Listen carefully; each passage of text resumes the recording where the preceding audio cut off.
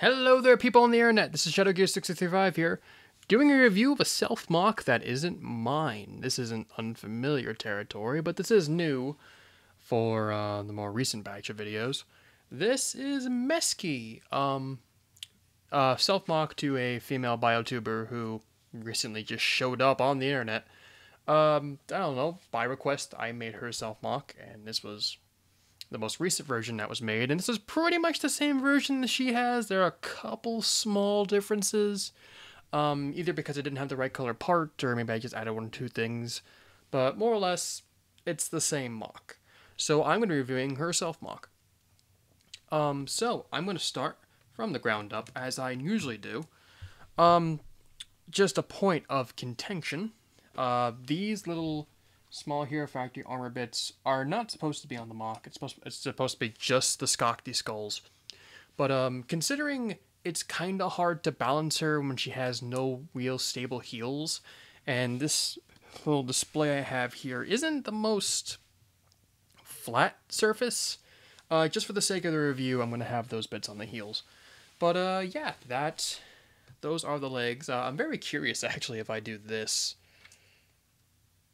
I don't know, you can kinda see the glow in the dark going on with those teeth. I find that a little bit funny.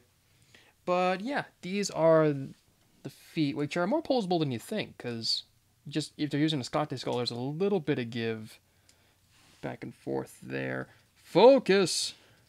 There's a little bit of give back and forth there, and that there, and that's very nice. Lower leg, yeah, it's Hero Factory armor with a little bit here.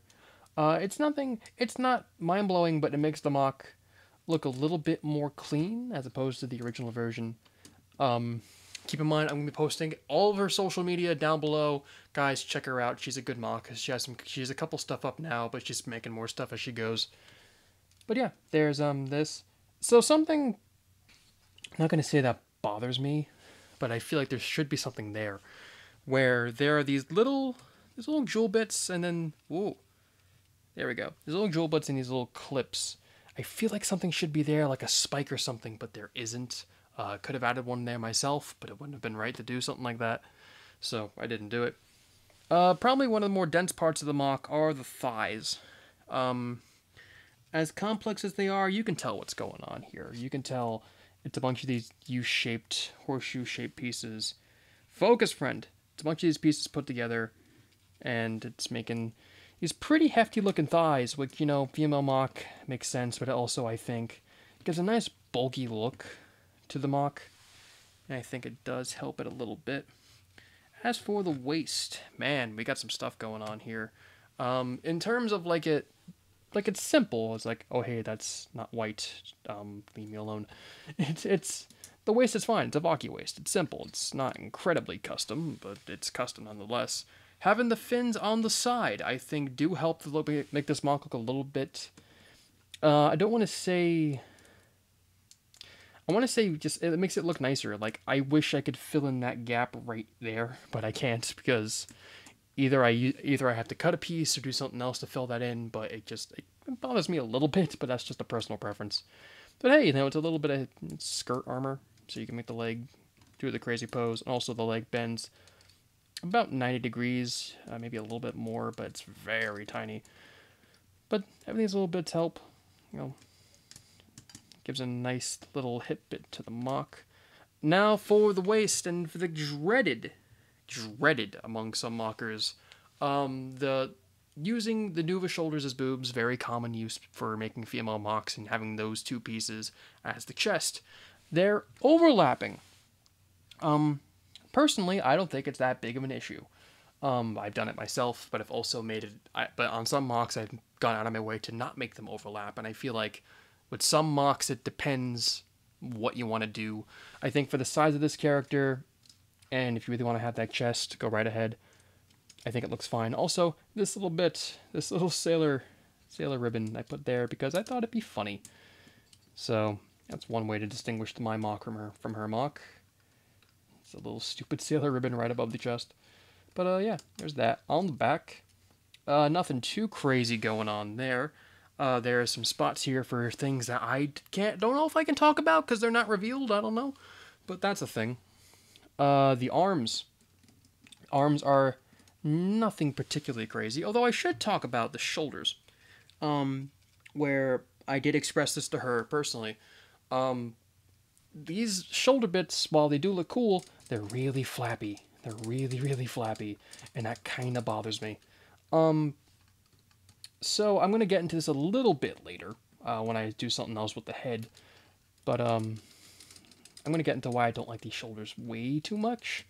But that's another thing above me. So, the arms. Here's the thing about the arms I kind of changed. I put one of these little slider bits, not slider, more like bump pieces. And I just put it right in there. Because, you know, just looking at that gap, that's usually between the Hero Factory arm and the armor kind of bothers me. So I just filled it in. That works. Upper arm, Hero Factory limb, simple.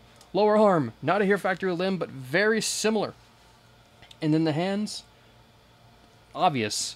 The overall theme with her self-mock is her original version was a lot more complicated, and she wanted to make a more simplified version. And I totally get it. I mean, just because something looks simple, or is simple, doesn't mean it looks bad. I mean, the way the color works on this, well, lack of color, but the way the white and the black is divided, I think, is a very nice way, is a very nice look, and it makes you catch your eye a little bit more towards the mock. So yeah, everything with the arms is pretty obvious, articulation's pretty obvious. Now for the head. So, hey man, you're welcome to BioTube, welcome to the land of Roxy heads. But considering the species that this character is, this is her normal head, and then she has, probably the face that everyone's more aware of, is the masked head. This is the helmet that she has. And it is a swappable head, swappable by which I mean, hey man, just pop this ball joint off and put this back on. I might as well go over this head while I have it detached from the body. You know, it's a cool looking head. She's got little horns and she's had the trans clear golly mask, which I think is, it's cool. Not a lot of people use these too often. And then there are the eyes. You know, nothing fantastic going on, but it's a nice system built custom head that I think works very nice, especially considering the base neck connection is a mixel joint. So when I attach this head, which I don't know how difficult that's going to be. Oh, jeez, things are flying off. Because of the mixer joint connection, I didn't know if it was going to be a sturdy thing or not. Everything's imploding. Welcome to a Shadow Gears 6335 review, in which things just disintegrate in my hands. There'll be a review coming up in the future where you guys see that in tenfold. Because it's nuts. It's some crazy stuff. Now I put the head on. And there. Makes, like, having the helmeted version makes the mock look, I think it looks generally better, because, you know, it's not only my bias against Roxy heads. Sorry about the unfocused. It's not only my bias against Roxy heads, it's also this mock was made with the original intent with this head. And it looks sweet. This is a really nice looking mock. I like the way it looks. The one legitimate complaint I have about this are the shoulders, because with the head articulation, it's really articulated considering you have the mixer joint there now. But the head can't tilt, well, if you want to do that type of crazy head, it can't tilt too crazy well. And because these bits get in the way, I would prefer, if I were the one to design the way this mock was, I would take these shoulder bits off, and then, whoa, I'm just going to take that off for now, and then put those bits on the inside. Find a way to reattach this head. And then it would make it looks a little bit more boring. But it looks, I'm not going to say it looks more humanoid, but I don't know. That's just a way I thought when I was building this. But hey, floppy shoulder spikes are the way Meskii rolls. And that's how it is. So, that is the mock review for the self-mock of Meskii on YouTube and other social media. Guys, check her out. I'm going to put a link to her DeviantArt, her YouTube, and that's pretty much it. So, hope you guys check her out, and I hope you all enjoyed the review. This is Shadow Gears 635, and I'll see you folks another time.